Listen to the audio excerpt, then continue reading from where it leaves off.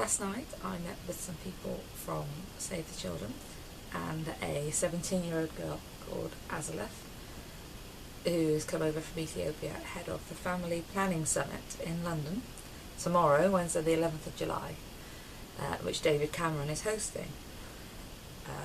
Azelef very kindly, via the translator, told us of her experiences of sex education, or lack of, access to contraception and family planning, and just experiences that her and her friends have had.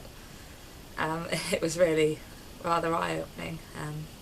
Living in the UK, kind of accessing contraception and healthcare is kind of something that we don't think about very often, because we're kind of brought up with it as, you know, if you're brought up with something and it's there all the time, you tend not to think about it that often. So it was quite eye-opening in terms of, wow, there are millions of women with absolutely no sex education and no choice. That was quite a biggie. Azelef is a captain of a women's football team, and she's so passionate about trying to spread the word about family planning and contraception and educating her friends that she spends her half time of the football matches explaining to the other girls all about sex education and discussing things with them, and, you know, talking about contraception, and she really is so passionate about, you know, if she can just tell one person and that makes a difference to that person, or that person goes to tell someone else. It's a great thing to see in a young lady of her age. So properly moved by meeting her.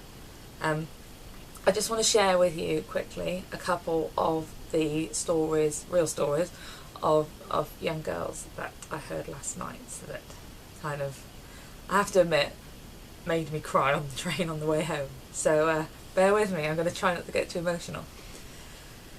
Okay, so let's imagine there's a 12-year-old girl. I've got a daughter who's 11, so it's not hard for me to imagine a 12-year-old girl. She's forced into marriage. She has sex. She doesn't realise that having sex results in having a baby. And she has a baby at the age of 12. Now, as a woman, it's when you have your first baby, it's a traumatic experience. You know, for very few women, they think having babies is super easy, but actually, for the majority of people, it is a traumatic experience. It's traumatic when you're a grown-up. When you're 12, I mean, it just doesn't bear thinking about. It's the thought of, it's thinking that there are girls out there who don't know that having sex results in having babies. And, you know, imagine being pregnant and not knowing what was happening. You know, you are having, after a while you know you're having a baby, but it's the fear of the unknown. I mean, in the UK we're bombarded with information when you're pregnant, all the way through a pregnancy. You know, you get supported afterwards, you get supported during. I mean, it's a whole different kettle of fish if you're in Ethiopia and you're 12. Shortly after, this girl's husband died, and now she's 17 and she has a 5-year-old, which is, yeah, must be incredibly hard. Her parents actually tried to force her into remarrying not long ago, and she refused. So now she's raising her child on her own. And that just, you know, that in itself is enough to look at the little link underneath and sign the petition.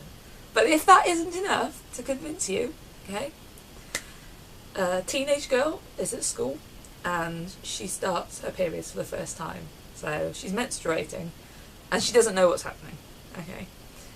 And she goes to the teacher and she explains that there's blood on her clothes, and her teacher says, you know, you have to go home and tell your mum.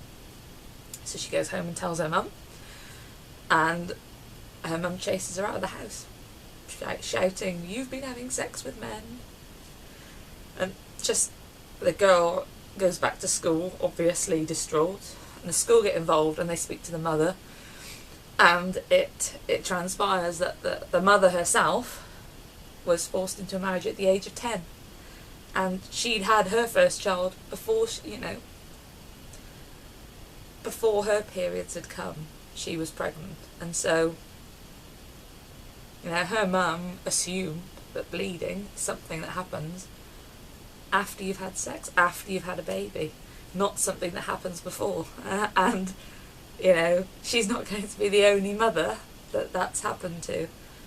There's a real need for sex education in the developing world, and not just the girls and the boys, but like the older generations as well. It's like what we need is there needs to be a movement, like an actual positive, like governments need to pledge commitments to make changes that save the lives of children, of girls, and just create a positive change for good. And hopefully David Cameron will do the right thing tomorrow.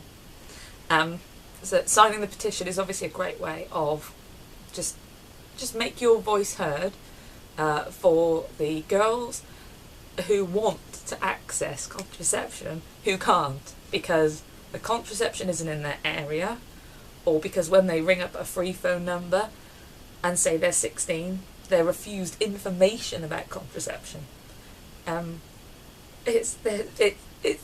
It needs such a big dramatic change, but it can happen. But these girls obviously are passionate and they want to make a change, but they can't, because they're a long way away and they haven't got Twitter or Pinterest or Facebook and they don't Skype. So what we need to do is you need to spend 2 minutes filling the petition, and if you're feeling super generous, tomorrow, Wednesday the 11th of July, between 11 AM and 10 past 11, we are having a mass tweeting using the tweet below. If you could tweet that once, wonderful. If you could tweet it 10 times, brilliant. If you could retweet other people's tweets, super. What we want to do is we want to really flood Twitter with this message, because tomorrow this summit is going on. I mean, what better time to make David Cameron see that actually, we are supporting these other countries and that he needs to get with the programme and help as well, as much as he can. If you could do that, that would be absolutely epic. So thank you very much for listening, and I'm managing not to cry, so I'm gonna go now before I waffle on too much.